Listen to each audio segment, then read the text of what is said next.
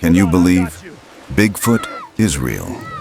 And the first thing it touched wasn't a weapon, but a warm woolen blanket. In the remote forests above the little town of Richwood, West Virginia, a 10-year-old boy named Wyatt Cole once did something no one expected. When a storm split the Appalachian sky open and he found a frightened baby Bigfoot shivering in the dark, he didn't run. He opened his moss-green wool blanket and offered it warmth. That small act of kindness sparked a secret friendship between two worlds.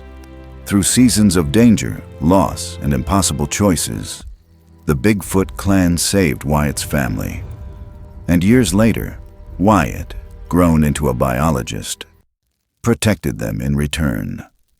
Their bond became a promise passed from generation to generation, a reminder that even in the wildest places on Earth, compassion leaves a trail that never disappears. And now, dear friends watching this, I want to know, where are you tuning in from? What's your name? How far can this story travel? Across towns, across countries, across hearts that still believe kindness matters. Before we continue deeper into this world of mystery, loyalty, and the hidden guardians of the forest, allow me to send you my warmest greetings. If this tale touches you, if you believe in building a community that protects the wild and honors the legends who protect us back, then gently tap like and consider subscribing so our Bigfoot-loving family can keep growing, one believer at a time. The air had been heavy all day, like the world was holding its breath. It was the end of August, just before school started again, though Wyatt Cole didn't care much for school. He was 10 years old and already suspicious of anything too loud, too structured, or too full of other kids. He liked quiet. He liked trees. He liked the way the mountain breathed differently from one hour to the next. And today, it was breathing fast. Above the cabin, clouds had been building since dawn.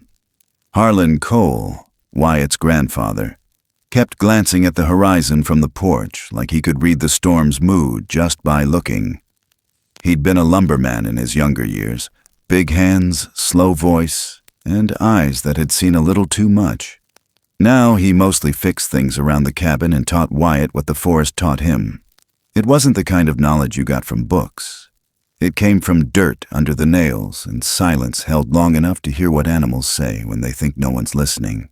Harlan had said it before breakfast, that the birds were flying low and the trees had gone still. Something about that stillness crawled into Wyatt's skin. Even the squirrels had gone quiet.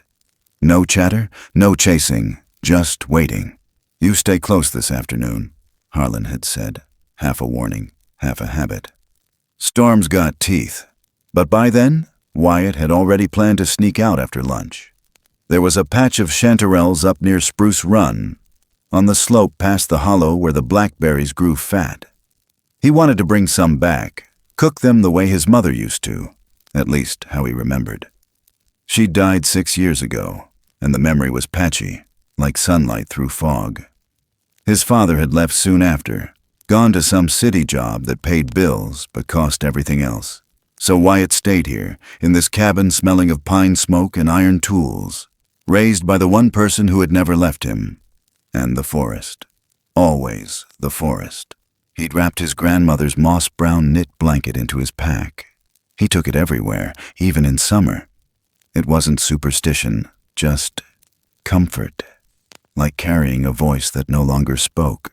When the first boom of thunder cracked the ridge, Wyatt was already deep past the pine line. The air had turned syrupy thick, the kind that made your shirt stick and your skin itch. Above the canopy, the sky was an ugly violet gray. Too quiet, too late to turn back. He quickened his steps, cutting across the ridgeline, boots sloshing through patches of damp moss. He thought he had more time, but the mountain didn't care what boys thought. The wind picked up like someone exhaled from the top of the ridge. Leaves whipped sideways, birds scattered. Then the rain came, fast, mean, sideways. Wyatt slipped once, then again, knees scraped, palms muddy. The blanket was wet within seconds. He tried to keep it dry under his jacket, but everything clung cold and heavy. He darted toward Bear Hollow, a shallow stone cave tucked in beneath a ledge. He and Harlan had named it that years ago, even though they'd never seen a bear there. It was more of a joke than a warning. Now it was his only shelter. The hollow was darker than he remembered. The rock was slick, and the air inside was colder than outside. He curled into the curve of the wall, pulling the wet blanket around him, shivering. His breath fogged the air in front of his face. Lightning flashed. Thunder followed almost immediately, rattling the stones. Then, beneath the roar of rain, something else. A sound. Soft, uneven, like crying. Not an animal. Not a coyote. Not a raccoon. This was smaller, sharper. A whimper trying not to be heard. Wyatt froze. His breath caught in his throat, heart pounding so loud he could feel it behind his eyes. He turned toward the sound. Just at the edge of the cave mouth, lit only when lightning blinked. And then he saw it. A shape. Small, hunched, shivering. Standing on two legs, covered in wet, tangled fur, dark brown, almost black. It couldn't have been taller than a toddler, but it wasn't a toddler. Its face, when the lightning cracked again, wasn't animal. Not really. No snout, no muzzle. Just a flat face with a wide forehead, high cheeks, a mouth too human, and eyes enormous, shiny and black, blinking fast from fear. Not rain. It held its arms up, not in threat, but in panic, covering its ears from the thunder, shaking. It was scared. So was Wyatt. But something strange happened. His fear didn't make him run. It made him remember. He thought of the night his mother died, when no one could explain it right. When he curled on the floor with the same blanket and tried not to make a sound. This creature, whatever it was, looked like that. Wyatt didn't move, didn't breathe. Then slowly, like talking to a deer or a skittish dog, he pulled the wet blanket open. Just a few inches, he whispered, barely over the wind. "It's okay. I won't hurt you." The creature didn't understand the words, but maybe it understood the tone, or the gesture, or maybe it was just cold and desperate. It sniffed once, loud and sharp, like testing the air, then crept forward in tiny steps, wet fur dripping. Wyatt held still. It crawled closer, then sat beside him, the way a child would. It didn't speak. Just curled up, leaned slightly into Wyatt's shoulder, and shook. Its hand brushed his accidentally. Longer fingers, rough skin, thick knuckles. But the touch was careful, scared. Wyatt didn't flinch. He shared the blanket. What little of it wasn't soaked. For a while they sat like that. Boy and something not quite boy. Sharing warmth, sharing silence. Both afraid of storms louder than themselves. Then a sound rolled in from deep in the forest. Not thunder, not wind. A deep, resonant hum. Low, melodic, like a call, stretched over miles. The creature's ears twitched. Its posture changed, from fear to focus. It listened, then looked at Wyatt. There was something in its eyes now. Recognition. Not of Wyatt, maybe, but of what had happened between them. A silent thank you. Then it stood, clumsy, fast. It paused just long enough to press its hand against Wyatt's shoulder. Then it ran into the storm. Wyatt watched the shape vanish into rain. Where it had crouched, something remained. A small braid of wet grass and wildflowers, twisted together like a child's bracelet. Left not by accident. A sign. He didn't understand it fully. Not yet. But he understood enough. He wasn't alone in the woods, not really. And someone, something, had trusted him. That night, as the storm raged over the ridge and thunder shook the cabin windows, Harlan sat in his chair by the wood stove, watching Wyatt dry off. He asked gently, "You make it okay out there?" Wyatt nodded. "See anything worth telling?" A long pause. Wyatt thought of the blanket, the hand, the eyes. He thought of the grass braid and the warmth in the cave. He shook his head. They just trees. But his voice caught slightly on the lie. He knew then that this story would be his own, at least for now, and something inside him had shifted. A tether had formed, soft, strong, invisible as a root pushing through stone. Outside, the rain slowed, and in the far dark of the forest, beyond what men could hear, something watched from the trees, waiting, remembering, just like him. The next morning broke slow, like the mountain was still shaking off the memory of the storm. The air was washed clean, crisp around the edges. Sunlight filtered through mist hanging low over Richwood, and everything, roof shingles, porch railings, every pine needle, wore a thin coat of water. Wyatt sat on the edge of the porch, his bare feet cold against the wood, hands wrapped around a chipped mug of hot cocoa. Harlan's radio played something faint and blue from inside, but the boy wasn't listening. His eyes were on the tree line. The trees had returned to their rhythm, birds chattered again, and somewhere down the hollow, a woodpecker knocked like it was catching up on lost time. He hadn't told Harlan. About the creature, about the blanket, about the hand that had touched his shoulder in the dark like it had known what loneliness was. There had been a dozen moments during dinner where he almost did. Almost. But the words dried up before they left his mouth. Not because he didn't trust Harlan, but because something told him that the minute he shared it out loud, something delicate would shatter.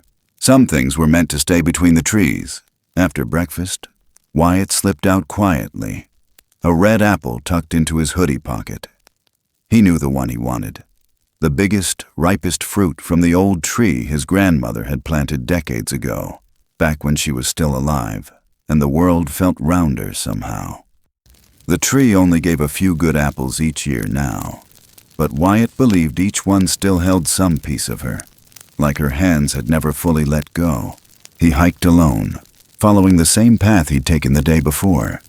The woods were still damp, the trails soft and dark. The blanket stayed behind this time. He needed both hands free. When he reached Bear Hollow, the wind tugged at his sleeves. The cave looked the same, unmoved by the storm, unmoved by what had happened inside. But he wasn't the same. Wyatt stepped to the edge, crouched, and gently set the apple on the flat stone just outside the opening. His voice quiet. For you, I guess. I hope you're okay. He stood, hesitated, then backed away a few steps. Watched. Nothing moved, just wind and wet branches swaying. He turned and walked home, heart dragging behind him, unsure what he hoped would happen. The next morning he returned. The apple was gone. No stem, no core, no scraps on the ground. In its place, 3 acorns, perfect, whole, had been arranged in a neat triangle on the stone. They hadn't fallen there. They'd been placed, carefully, purposely. Wyatt stood still for a long moment, the way one might at a grave or an altar. Something old stirred beneath his skin, a feeling not yet named. It wasn't fear. It was recognition. He knelt and traced the edge of one acorn with his finger, then looked up. The sun was climbing, cutting shadows in new directions. The forest was speaking, just not in words. He followed. Beyond the clearing, the soil showed signs of movement. Large footprints, wide-set, toes distinct and deep in the soft mud, led through the underbrush toward the slope behind the ridge. Wyatt moved slow, silent, the way Harlan had taught him when tracking deer. His breath caught when the trail narrowed and disappeared into a narrow crease between 2 fallen logs. On the other side, the land dipped suddenly into a shallow, hidden ravine. A stream ran there, quiet and glassy, rimmed with moss-covered rocks. Overhead, limbs twisted into a kind of canopy, softening the light until the whole place felt like it was underwater. He almost missed them. Tiny braided tassels hung from the lower branches, made of dried grass, bark strips, leaves twisted into loops. They swayed gently, even though there was no wind. Dozens of them, maybe more, some high, some low, some new, green and bright. others old and faded. They weren't decoration. They weren't debris.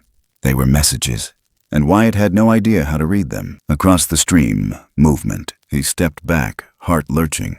There, half hidden behind a thicket, was the creature again. Smaller than he remembered, but only just. Standing partially upright, its head tilted in that same curious angle he'd seen in the cave. Its fur was drier now, a dark chestnut brown with leaves caught in the tangles. Eyes, still huge, still dark, watched him. Slowly, Wyatt raised his hand, palm open. Then, just like yesterday, he pressed his fingers to his chest, then held his hand out. "I don't have food," he whispered, unsure why he whispered. "Just me." The creature mimicked him, palm to chest, hand out, head tilted. Then it stepped forward, just one pace. That was enough. Wyatt's knees felt shaky, but he didn't move. He waited. The stream bubbled gently between them. Nothing rushed, nothing chased. They just stood, looking. A woodpecker called high above. The moment held. That night, back at the cabin, Harlan sat on the porch with a pipe he didn't light anymore, just chewed out of habit. He stared at the hills like he was listening to something Wyatt couldn't hear. "Funny thing," the old man said, voice quiet. "You live long enough out here, and the woods start telling you things. Not with words, not with sound, just knowing." Wyatt looked up from where he sat on the step below. "You believe in monsters?" he asked. Harlan didn't laugh, didn't scoff, just took the pipe out of his mouth and tapped it against the rail. "I believe in neighbors," he said. "Some of them don't want to be seen. Some of them are better that way."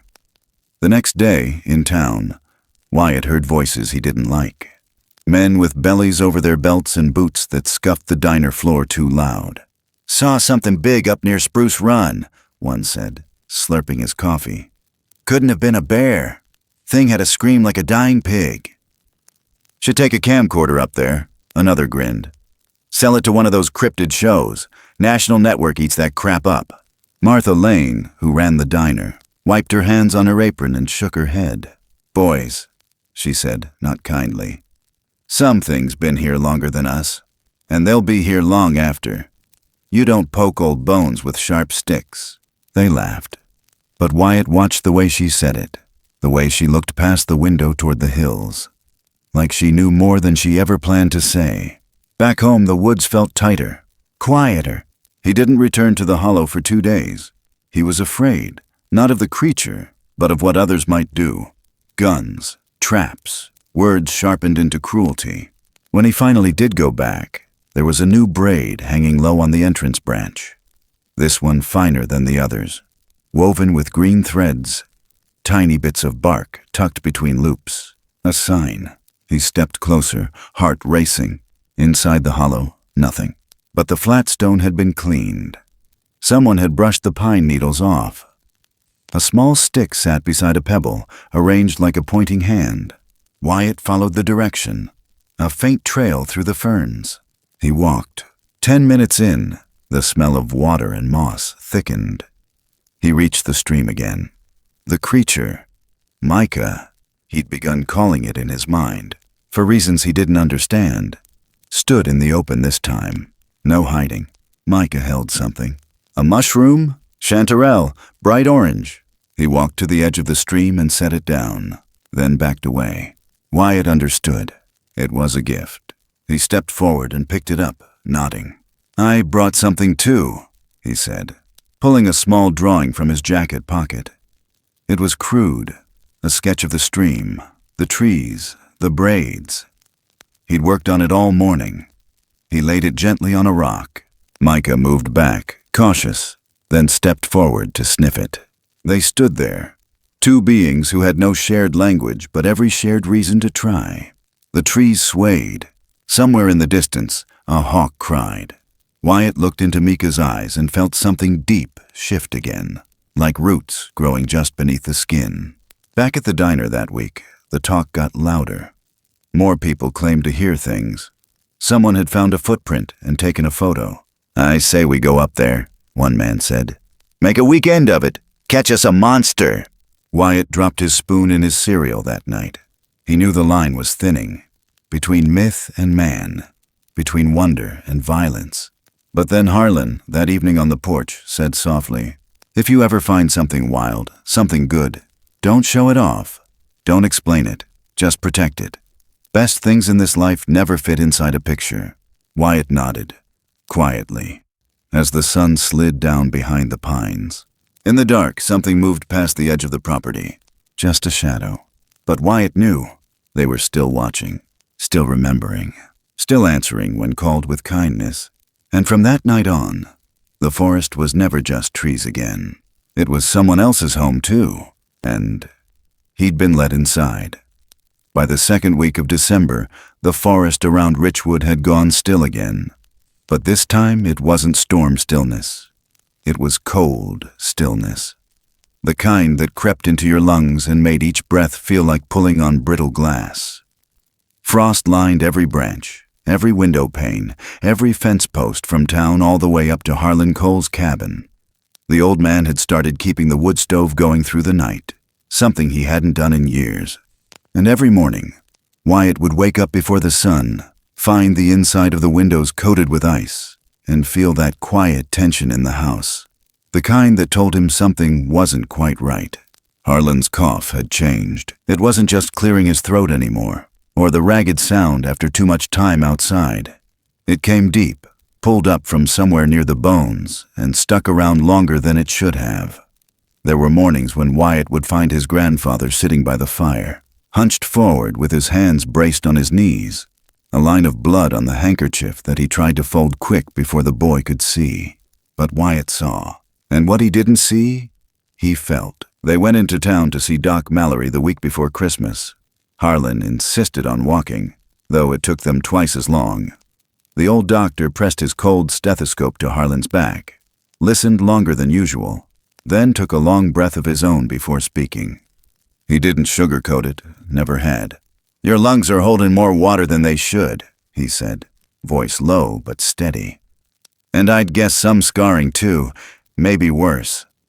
We could do a chest film, but I reckon we already know how that's gonna look." Harlan didn't flinch. "I ain't got much use for machines, Doc." Doc Mallory nodded once, then turned to Wyatt. "There was an old remedy," he said carefully, as if remembering something from a long drawer in his mind. "Native folk used to talk about it. Grows up near the high cliffs above Little Elk Fork. Steep country. Vines of it wrap around the rocks, some kind of mountain root. Smells like licorice, tastes like hell. But they said it could cut the edge off lung rot. Problem is, that trail's a damn death trap this time of year." Wyatt listened without blinking. "What's it look like?" The doctor reached for a notepad, drew a rough sketch. Twisted root, long thin leaves. "Don't get any ideas, son. Ain't no place for a boy up there, especially not in snow." But ideas were already forming, strong ones. Back home that night, Wyatt helped Harlan into bed. The old man winced more than usual, jaw tight. But his voice was light. "You'd think after 68 years I'd be used to my own bones betraying me." Wyatt smoothed out the blanket. "You always bounce back." Harlan looked at him, something knowing behind his eyes. "Don't lie for my sake, boy. Truth's still the truth, whether we say it or not." Later, as the fire dimmed and the wind hissed against the cabin walls, Wyatt lay awake staring at the ceiling. He thought of the doctor's sketch, thought of the high cliffs above Little Elk Fork, and thought of Micah. He didn't know why the creature came into his mind then. Maybe it was the way it had looked at him that day near the stream, like it understood more than it could say. Maybe it was the strange gentleness in its hands. Maybe it was just the way everything felt connected out here, like the line between man and beast was thinner than people thought. Wyatt made his choice before dawn. He left a note on the table, just one sentence. "Gone to get the root." He stuffed the sketch into his coat pocket, grabbed a thermos of hot water, the flint knife Harlan had given him last year, and the blanket. Always the blanket. The woods felt different in the early morning snow. Sound moved strange. His boots crunched hard through the crusted surface, breath pluming like smoke. The climb was harder than he'd expected. The rocks were slick with ice, some buried under powder, others jagged and waiting. At one point, he slipped and slid down a slope, landing hard against a stump. He bit his lip to keep from crying out. No one could hear him anyway. By noon his legs ached, arms trembled, his gloves were soaked. He could see the cliffs now, rising ahead like the spine of some sleeping giant. The trail narrowed. One misstep and he'd be tumbling into a ravine. But he kept going. Harlan needed him too. He reached the base of the cliff just as clouds began to gather again. The air smelled like coming snow. He pulled himself up over a rock ledge, fingernails bleeding beneath his gloves, and collapsed in the crook of a boulder. His whole body trembled. He was running out of warmth. He unwrapped the blanket, pressed it around his shoulders, but it was damp from his pack. His fingers curled around the sketch in his pocket, now smudged and wet. He stared at it, willing it to mean something more than paper. The wind shifted. He didn't hear footsteps, not exactly. Just presence, the way the woods went quiet when something approached. When he looked up, Mika was standing a few feet away, taller than before. Maybe 4 feet now, broader. Its fur had grown thick for the cold. Bits of ice clung to its shoulders, but its eyes, still huge, still watching, hadn't changed. Wyatt didn't speak. He just held out the drawing. Micah stepped forward, head low, nostrils flaring. It sniffed the sketch, then looked back up the cliff. Its gaze hardened. Then it made a deep humming sound, one that pulsed low in Wyatt's chest. From the trees behind, something stirred. Another figure emerged, larger, massive, a mountain of fur with silver streaking its back. This one didn't hesitate. It walked with the weight of knowledge, with the slow purpose of something that remembered what mountains had forgotten. It carried a bundle in one arm, twisted roots tied together with a cord of woven bark. It stopped in front of Wyatt, held the bundle out, then placed its free hand against its own chest, then gently against Wyatt's. A gesture, not just a gift, a vow. Wyatt swallowed hard. "Thank you," he whispered. They didn't speak. They didn't need to. He took the bundle, cradled it like it might break. Then, just as carefully, pulled the blanket from his shoulders and laid it on the stone between them. A trade. Not of equal things, but of equal meaning. By the time he made it back to the cabin, the sun had dropped low and the snow had started. His fingers were numb. His face wind-burned. But his legs still carried him through the door. Harlan was dozing in the chair by the stove. Wyatt hung the bundle near the heat, careful not to burn it. Then he boiled water, added the roots, and waited. The smell filled the room, earthy, sharp, strange. He brought the cup to Harlan, woke him gently. The old man blinked, looked at the steam, then at Wyatt. "Where'd you find it?" Wyatt didn't lie. "Someone gave it to me." Harlan took the cup, sipped, grimaced. "Tastes like feet." But he drank it all. That night, he slept through. No coughing fits, no gasping, just steady breath, and the soft rise and fall of his chest beneath the old quilt. In the morning, he was still tired. But something in his face had shifted. Less weight. More time. They didn't speak of it again. Not the tea, not the trip, not the giant with the silver fur.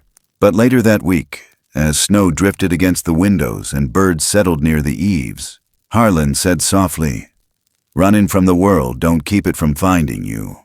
But sometimes the woods give you back more than you expect." Wyatt stood at the window, watching a line of fresh prints melt into the snow. He didn't know when he'd see Mika again, but he knew it wasn't over. The forest had changed him, and somewhere in the deep cold, something was still watching, still waiting, still remembering. By early April, the cold had started peeling away from the hills like old paint. Snow melted into the roots of things, seeping down into the soil, waking whatever had slept in silence. The creeks ran higher, louder. Trees pushed tiny green fists through their bark. And along the slopes outside Richwood, West Virginia, The scent of mud and wood smoke filled the air like an old song coming back around. Wyatt Cole knew the mountain wasn't just waking, it was warning. Something had shifted in the way the birds moved, the way deer stayed deeper in the hollows. Even the quiet wasn't the same. Not long ago, he could sit still in Bear Hollow and hear the breath of the forest like a living, steady heartbeat.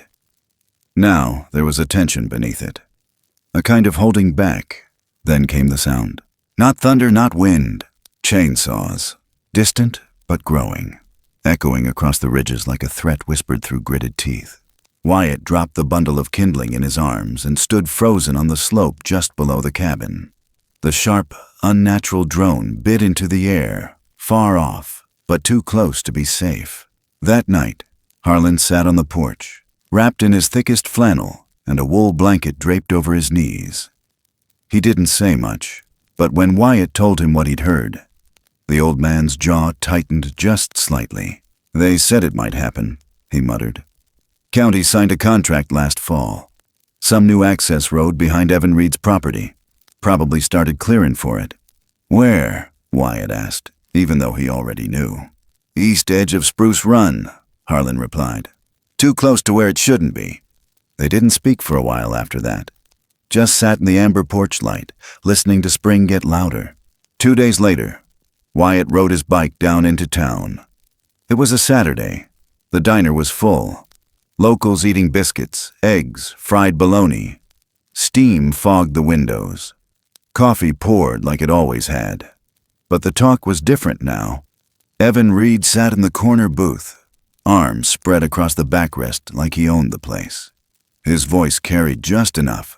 Gonna be good for the town, he said. New work, some real money coming in. Ain't like we're clear-cutting, just taking what we need. Martha Lane topped off a few mugs, not saying much, but her eyes flicked toward Wyatt when Evan laughed. There was no humor in it. Evan kept talking. We used to do this all the time, back when Harlan and I ran the saws together. Place was full of mills. Now folks act like trees are holy ground. Wyatt clenched his jaw. The last time Harlan had touched a saw was 20 years ago, and it hadn't ended clean. The next day, Wyatt went back to Bear Hollow. He carried nothing with him except the choked weight in his chest. The trail was softer now, lined with moss coming back to life. When he reached the clearing, he stopped cold. The hollow wasn't empty. Micah was there, taller now, almost as tall as Wyatt himself. Its fur was thicker, darker in places, and dusted with bits of bark and pollen. But its presence hadn't changed. The way it stood, calm and watchful, hands loose at its sides, like it was always waiting for the right moment. They didn't touch, but they didn't need to.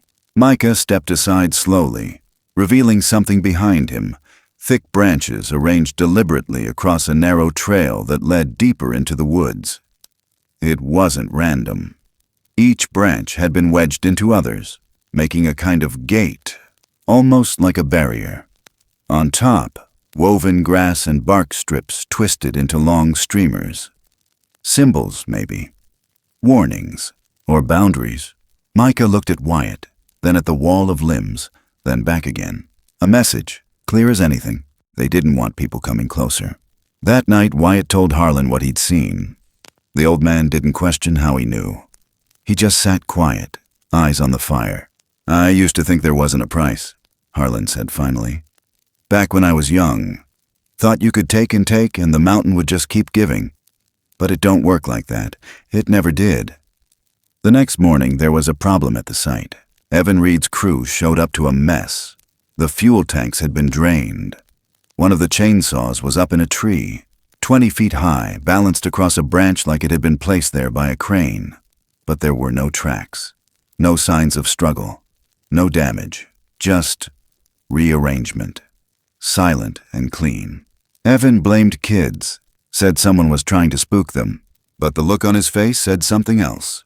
Wyatt heard about it in town. The rumors spreading fast. Some folks laughed it off. Others shook their heads like they knew better. One man said he saw a shadow moving through the fog that morning. Too tall for a man, too quiet for a bear. Martha Lane served him pie and said nothing. Later that week, Wyatt returned to the clearing near the site. The forest there felt charged, like walking into a room after an argument you didn't witness but could feel in the air. That's when he saw Mika again. This time, the young creature wasn't alone. Behind him, deeper in the brush, another figure moved. Larger, broader, moving slow and deliberate. Wyatt couldn't see the face, just the bulk of it, but it didn't come closer.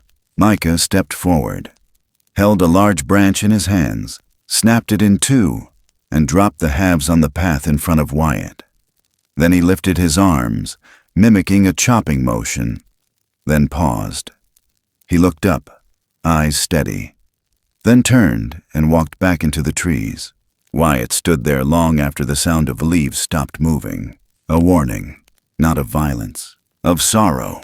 He went home and wrote it down in his notebook. Every gesture, every look, every silent plea. But silence didn't stop people like Evan. That weekend, the crew pushed past the boundary markers. They cleared a new section near the ridge, and that's when it happened. No one got hurt, not really. But one of the machines, an old yellow feller buncher, tipped over on a slope that had been dry the day before. No rain, no mud, just shifted. Evan's boots slipped too. He barely caught himself. Later, he found something in the dirt. A footprint. Huge.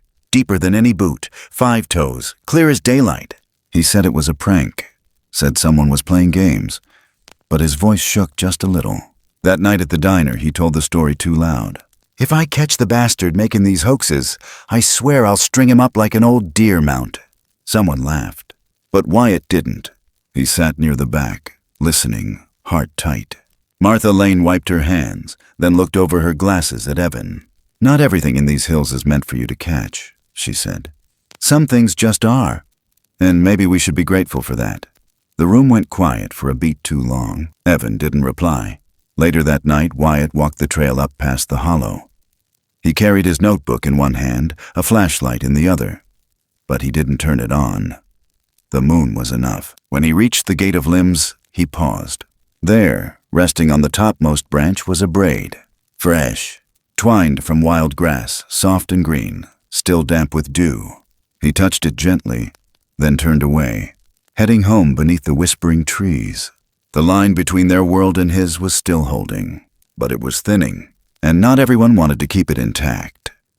By late June, the days had turned long and slow and golden, and Richwood settled into the kind of stillness that only came with a summer that had fully stretched its limbs. Cicadas buzzed in the tall grass like little generators, and the river glinted with the lazy shimmer of heat. Down by the baseball field, old men in cut-off jeans sat on overturned buckets, casting lines into the water without really caring if anything bit. It was the season for bare feet on cool floors, for open screen doors, and for news that arrived not in envelopes, but in the tight voices of neighbors who didn't quite know how to celebrate something that might mean goodbye. Wyatt had gotten the letter 3 days ago.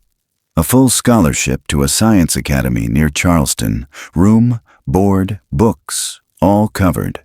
His science teacher, Mr. Kent, had helped him apply back in February without saying much. Said a brain like Wyatt's shouldn't go to waste digging potatoes or filing receipts at the gas station. Wyatt hadn't told anyone except Harlan until the envelope showed up. And now, it wasn't a secret anymore. Folks in town nodded at him differently now. They meant well, but it all carried that same gentle finality, like people patting the hood of an old truck before it was hauled off for parts. Even Harlan, who should have been proud, didn't say much. He just looked at Wyatt with that tired softness that never left his eyes anymore, as if he could already see the boy walking away before his feet had even moved. "You gotta go," he'd said that night on the porch. "Don't end up like me, thinking you're doing good by staying put, only to wake up 40 years later wondering what else you could have been." But Wyatt didn't want to be anything else. Not yet, especially not with what he knew was still out there, deep in the woods, waiting. Still, the days ticked forward like a metronome he couldn't stop. That week, his aunt pulled into the gravel drive in her pale blue station wagon. The back seat door swung open, and out came Lena, 6 years old and wild with summer energy. Blonde curls, a missing front tooth, and a pink backpack she wore even in the house. She'd be staying for 2 weeks. Her mom said she needed fresh air, like it was some kind of medicine. At first, Wyatt didn't know what to do with her. She talked too loud, ran everywhere, asked why the toaster was broken like it was the end of the world. But she liked the river, so he took her there. That afternoon was hot and sharp with the smell of wet stone. The river ran faster than usual. Recent storms upstream had raised the current. Still, Lena laughed as she chased minnows, bare feet slipping on the rocks. Wyatt sat on a large flat boulder near the bend, letting the sun heat his back. He watched her, half smiling, half tired. She didn't see the moss. Her feet shot out. She landed with a yelp, hands scraping on the rocks. Then she slid, just a few feet, but enough. The current grabbed her legs, sucked her in, spun her. Wyatt jumped down, scrambling, yelling her name. She was in the middle now, arms flailing, coughing, panicked. He waded in fast, water up to his waist, then chest. Cold. Fast, stronger than he remembered. He reached for her, just missed. She screamed, and it tore something open in him. He dove. For a second, the world was only water and limbs and panic. His fingers brushed her arm, slipped, caught again, but the current yanked them apart like a cruel hand. She went under. Wyatt gasped to the surface, eyes burning, spinning. "Lena!" he cried, voice raw. And then, something broke the tree line. A blur, brown and fast and wrong-sized. He turned in time to see an arm, a long, muscled arm covered in fur, reach into the water like it knew the exact spot. It lifted her, held her up, dripping and sputtering, like lifting a kitten from a puddle. She coughed, alive, crying. Wyatt stood frozen, waist deep, water rushing past his hips. Mika, taller than ever now, over 6 feet, shoulders like tree trunks, wet fur clinging to its chest. Eyes locked on Wyatt, not scared, not angry, just certain. It stepped from the shallows, set Lena gently down on the gravel. She sat blinking, clutching her knees. Micah looked at Wyatt one last time, then turned and vanished back into the woods without a sound. By the time Wyatt reached Lena, she was shaking and cold, but breathing. He wrapped his arms around her, heart slamming against his ribs. He didn't even notice the figure standing far up the hill, leaning against a cane. Harlan had followed. Maybe he'd felt it. Maybe he'd just known. He watched the scene quietly, a hand over his chest like trying to steady something deep inside. Later, when asked who saved her, he simply said, "The river's got a guardian sometimes." That night, Wyatt didn't sleep. He sat by the window, sketchbook open, trying to draw what he couldn't say. A hand in water, a girl in the air, a shadow in the trees. The next morning, he went to Bear Hollow alone. No braid on the branch, no sign of Micah. He sat on the stone slab and waited. Not for answers, just for quiet. He reached into his pocket, pulled out a small object, a pocket knife. Cheap, old, the one he'd carried since he was 8. A Christmas gift from Harlan. The blade chipped, the handle worn smooth by years of fingers and dirt and time. He laid it on the stone. Then he reached into his bag and took out the sketchbook, set it beside the knife. He tore a page from the back. Wrote, "I'll come back, I promise." Folded it, weighted it with a small stone, then stood. No ceremony, no tears. Just a leaving. That evening the bus came. The kind with cracked vinyl seats and a soft hiss every time the brakes caught. Wyatt stepped on without a word. Harlan didn't follow him up. Just stood on the porch, hands in his pockets. The trees waved gently behind them. The next day, Wyatt's aunt took Lena back home. The cabin was quiet again, too quiet, but not untouched, because that night when Harlan stepped outside just before dusk, he noticed something. The knife was gone. So was the sketchbook.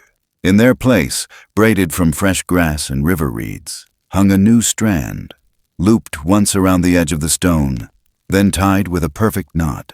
Harlan didn't touch it, just looked at it for a long time, then turned back inside. A week passed, then 2. The woods softened again, as if folding over the memory of what had happened. But for anyone watching close enough, for anyone who knew where to look. Something had changed. Because now, every so often, the braid on the stone would be replaced. Some days, a wildflower tucked into the loop. Other days, a pebble painted with a stripe of mud. No rhythm, no pattern.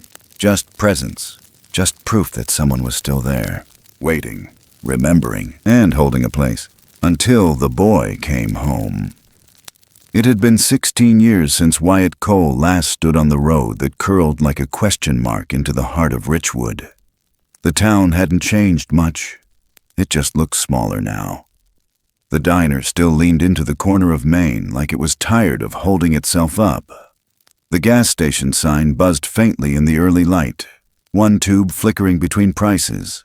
The school still had the same dull red roof, though the fence looked newer. But something else had shifted in the bones of the place. Not in what was built, but in what had disappeared. Some of the storefronts were boarded now. A barber shop, the old bookstore, the post office window where Harlan used to argue about stamps. Gone. The people too.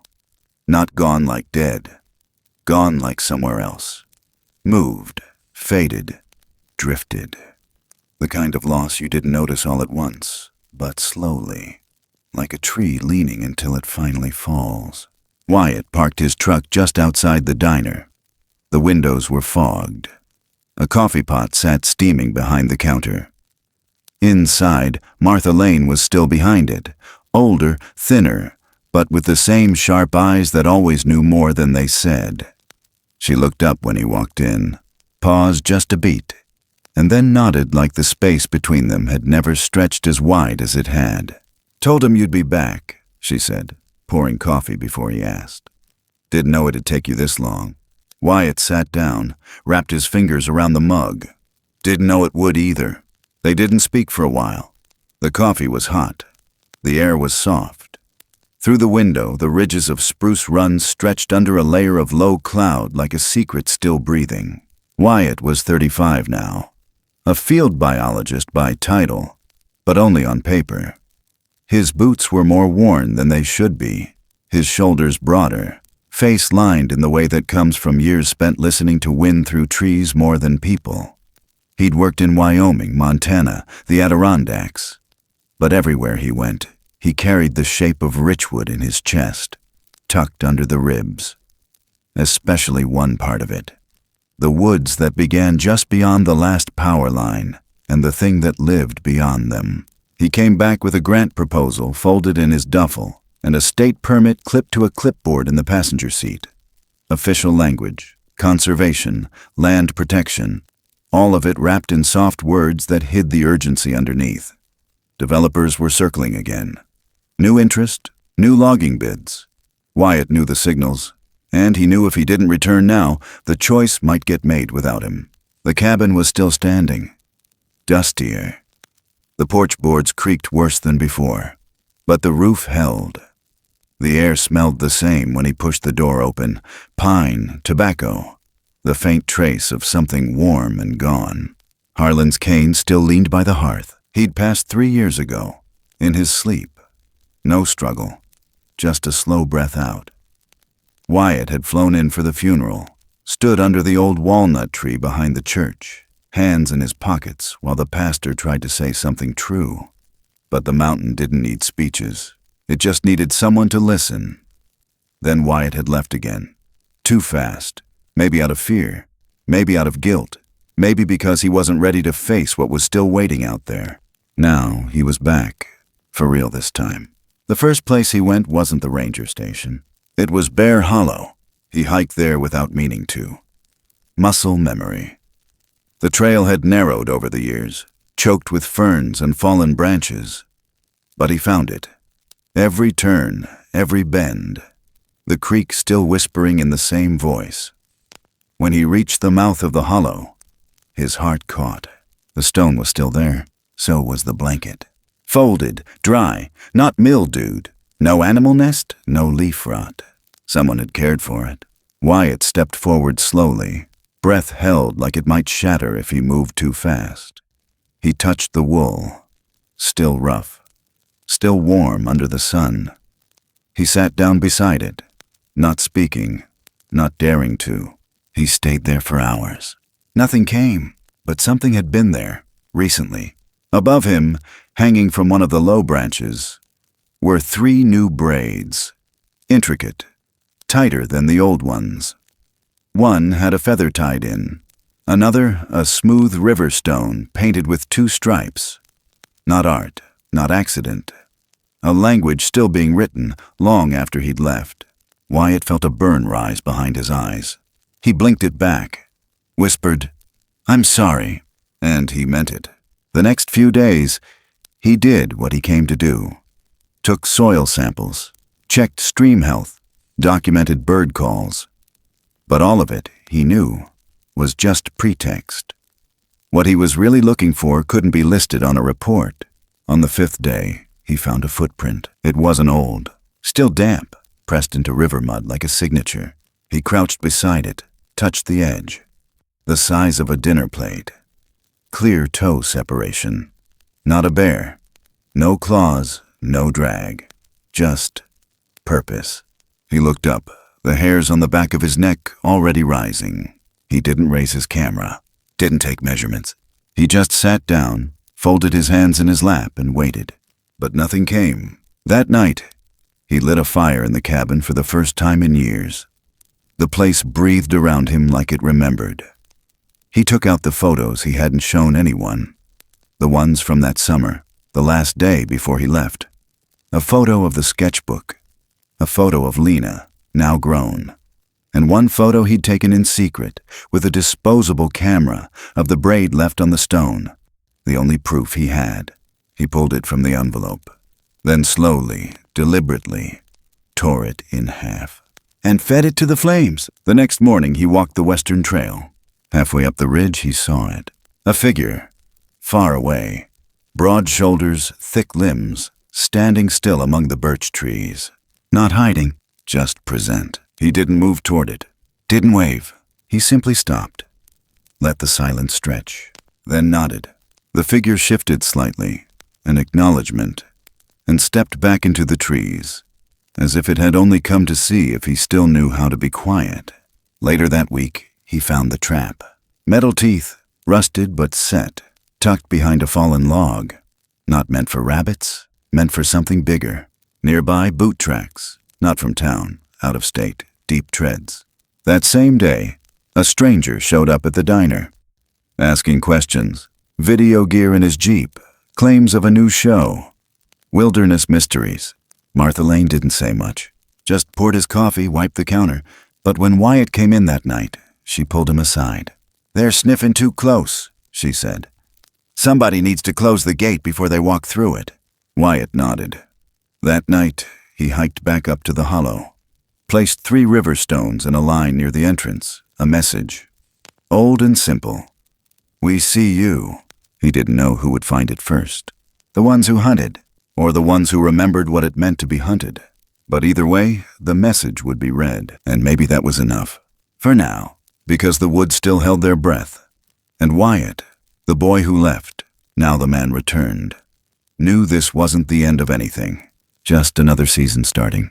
Somewhere behind bark and shadow, something watched, and it waited, but not alone anymore. The first raindrop hit Wyatt's windshield like a warning, sharp, cold, and too early. It was late October, and the day had started mild, gray in the usual way, with low clouds hanging over Richwood like a wet dish towel. But by afternoon, the pressure had dropped, and the wind had begun twisting the treetops in odd directions. At the ranger station, they were already throwing words around. Flash flood, runoff pressure, mountain choke points. Words that didn't feel urgent until they did. Wyatt had heard the same tone back in Montana once, before a sudden thaw sent an entire logging road into the ravine below. But this was worse. This wasn't meltwater or snowmelt or runoff. This was a storm being built from the ground up. Something old and heavy with a smell of bad memory. By 4 p.m., emergency alerts had gone out across Nicholas County. Locals grumbled. Most folks were used to wet seasons, to flooded creeks and fallen trees. But this wasn't usual. Not with how fast the rivers were rising. not with the radar lit up like spilled paint. Wyatt stood at the edge of the overlook above Little Elk Fork, rain peppering the brim of his cap, his jacket already soaked through. He scanned the valley with binoculars. Below, the water clawed at the banks like it wanted more room. But that wasn't the real problem. It was the jam. A massive pileup of logs, rock, and stormfall had collected at a choke point just upstream of the main fork, half submerged, packed tight. A natural dam. And it was growing. If it gave way too fast, the surge would head straight for town. No warning, no brakes. And they didn't have the equipment to clear it. Not here, not now. The old access roads were washed out, and the power lines were down in half the county. Wyatt radioed it in, voice tight. Then he went silent, eyes fixed on the log pile like it might decide on its own what to do. He knew that shape, the way the trees were wedged, the angle of the flow. He'd seen enough slides to recognize when the mountain was holding its breath. He also knew they didn't have long. By dusk, the storm came down in sheets. The kind that moved sideways, turned your headlights into milk. Wind howled through the hollows, ripped leaves from the last stubborn branches, and turned them into frantic spirals. Thunder rolled like boots across the roof of the world. Somewhere near Bear Hollow, a tree cracked in half and fell into the dark. And still, the dam held. Wyatt hiked up alone just before midnight, headlamp cutting narrow slices through the rain. He knew where the pressure point was. He knew where the river twisted, where the slope buckled just enough to cheat gravity. But he wasn't going to fix it. He wasn't strong enough, and he didn't have gear. Still, he went, because he had to see it, because he needed to know, if it came to it, how much time they'd have before the valley filled like a drowned cup. He reached the ridge above the jam. The wind knocked sideways. Rain slashed. He steadied himself against a slick tree trunk, blinking into the storm. And then he saw them. Not one. Several. Tall, dark figures moving across the ridge, lower to the river. Massive. Measured. They didn't run. They worked. One stood waist-deep in the torrent, hands wrapped around a beam of driftwood, using it to lever another log aside. Two more moved in unison, shoulder to shoulder, heaving a clump of branches out of the water like it weighed nothing. Another stood farther back, arms spread, steadying part of the structure with a thick log jammed crosswise. The dam wasn't being broken. It was being reshaped, controlled. Wyatt stared, breath shallow, rain forgotten. And then he saw him. Micah, older now, towering. Still recognizable beneath the storm-matted fur, the human-like face set in solemn focus. He moved with purpose, shoulder banded in muscle, working alongside the others without hesitation. He looked up once, caught Wyatt's eyes across the distance, held it, didn't flinch, didn't hide, then turned back to the task. Wyatt moved down the slope, drawn by instinct more than logic, boots sinking in the soft mud, water lapping at his calves as he waded into the edge of the current. He couldn't reach the core of the jam, not safely, but he found the outer rim, where a large branch had turned sideways, threatening to slip loose. He braced it, pressed his full weight into it. It wasn't enough. Then he felt a second force join his. A hand, massive, wet, covered in mud and fur. Micah. Together they pushed. The log slid back into place, locking in tighter. Wyatt gasped, soaked and shaking. Micah looked at him, water running down his face in sheets. No words, just breath, just a moment. Behind them, another surge of water hit the structure, but it held, shifted slightly, released a slow trickle through a lower point. Not a break, a bleed, a way for the pressure to escape. A plan. The others moved in sync, repositioning supports, guiding the flow. They weren't stopping the flood. They were guiding it. Wyatt stood back, chest heaving, watching them work, quiet, coordinated, intentional. And then, out of the dark, came a wheezing breath, a cough. Footsteps. Harlan, old, soaked, leaning hard on a walking stick. Eyes full of something too deep to name. He had followed, had climbed, had come one last time. He didn't speak.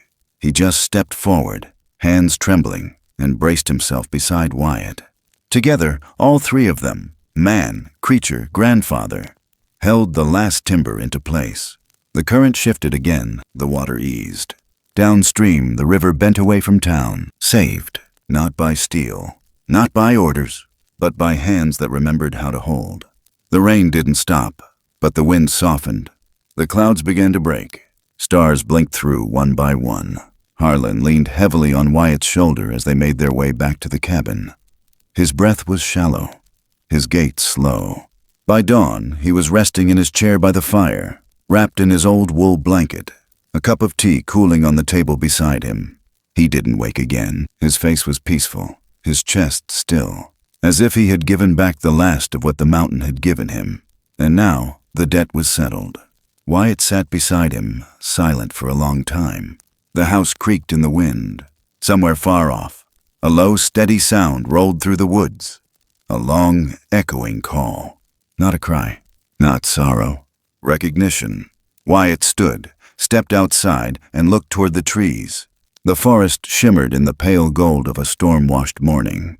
He thought of the logs, of the hands, of the wordless trust shared in the dark. He thought of what came next.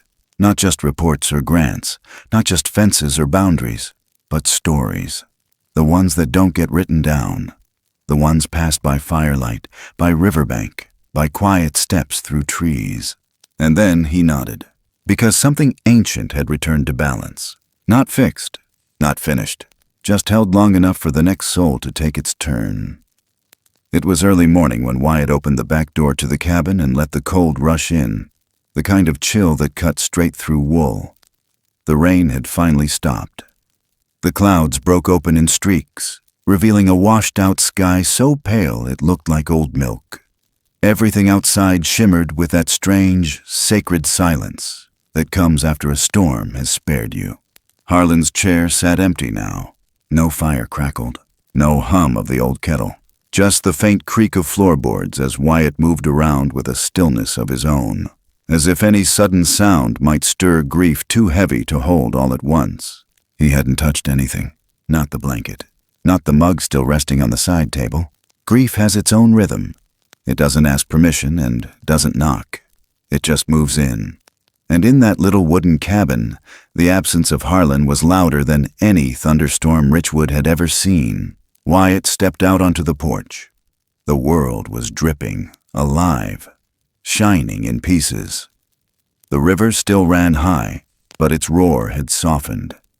Down in the distance, you could hear chainsaws from town, clean-up crews tackling the storm's leftovers. He knew folks would be telling stories about last night for years, maybe decades, about the water that nearly swallowed Richwood, about how, somehow, it didn't. But there were parts of the story no one else knew, parts he wasn't even sure how to explain. He looked toward the ridge, toward the trees, toward where it happened, and he felt that old pull again. The one Harlan used to talk about in whispers when the fire got low and the wind moaned through the eaves. The one that doesn't come from fear or faith, but something older, something bone deep. He packed slow, just enough for a day or two. Left a note in case someone came by. Then he locked the door behind him. Not because he needed to, but because Harlan always did. Said it was about respect. Said the mountain watched who came and who went. The trail was still muddy, slick with pine needles and broken twigs. The air smelled like wet bark and earth, like the forest was breathing through its skin. Wyatt moved with care, boots steady, eyes alert. And as the trees swallowed him whole, something inside him settled. It wasn't just about finding them again. It was about what came next. He didn't have a plan, just a direction, a knowing. By midday, the sun warmed the mossy stones near the river bend, the same bend where, not long ago, the water tried to break loose. And just beyond that curve, in the shadow of a leaning spruce, he saw movement. He froze. Not out of fear, but out of reverence, because there she was, not Maka, her, older, wider shoulders, a different way of standing, eyes more knowing, less curious, more weathered. The matriarch. She stood half in shadow, half in light. with one arm draped low like she'd been waiting a long time and wasn't in any hurry. Wyatt didn't move, didn't speak. She didn't either. The wind shifted. Something passed between them. Not language, not thought. Just memory. Shared. Accepted. He took a step forward. She didn't back away. Closer now, he could see the lines of mud along her arm. The leaves still caught in her fur. The silent strength that didn't need proving. Her face looked older than he remembered. Less wild, but somehow more alive. Behind her, two younger ones watched. Teenage, maybe. One was the reddish one from before. He'd seen him working near the dam. The other smaller, lankier, eyes wide with a kind of nervous energy. They studied him the way deer study wind. Wyatt nodded, slow and soft. The matriarch stepped aside. He followed, not out of courage, out of trust. The walk wasn't long, but the forest bent differently the deeper they went. Like it remembered footsteps, like it chose what to show. And when they reached the clearing, a ring of stone and moss and light so pure it looked touched by some old god. He saw them, all of them, gathered, more than he expected, more than he could count. No one moved. He didn't need to be told this was ceremony. A burial, maybe, a farewell. They were standing around someone. It was hard to see at first. But then the shapes made sense. The woven leaves, the cedar branches. The body laid gently across a cradle of earth. Wyatt stepped closer. It was the old one. The elder from years ago, the one Harlan had seen first, the one who'd vanished during the wildfire. His hands folded across his chest, his mouth just barely open. Peaceful. Returned. Wyatt looked around. No one cried, no one prayed. They just were. Still, present. And then, like a breath shared across every chest in that circle, the sound began. Low, vibrating. A hum, not mournful, not joyful, but full. He didn't know what it meant, but he felt it in his ribs, in his throat, in his hands, like the mountain was singing itself whole again. He stood in that clearing for what might have been minutes or hours. Time didn't work right in places like this.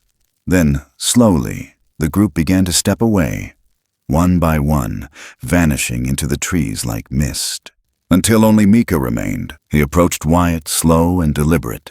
They stood face to face. So close, Wyatt could see the white scars near his left collarbone. Micah raised his hand. Not fast, not threatening, just held it up, palm outward, fingers spread. And Wyatt, without hesitation, mirrored it. Their hands didn't touch. They didn't need to. Then Micah turned and walked into the forest. Wyatt didn't follow.